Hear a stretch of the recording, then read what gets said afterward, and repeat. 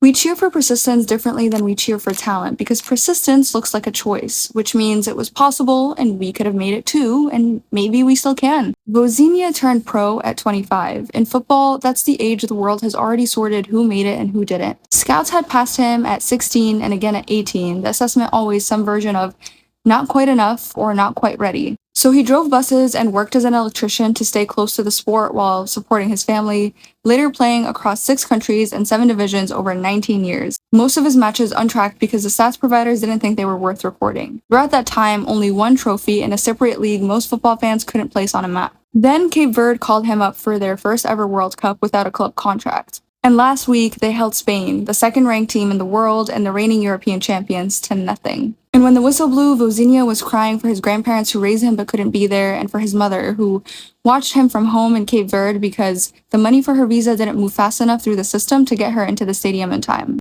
His Instagram had 56,000 followers when the match started and now sits at nearly 15 million. Look, the scouts might not have been lying about what they saw. He might not have been ready.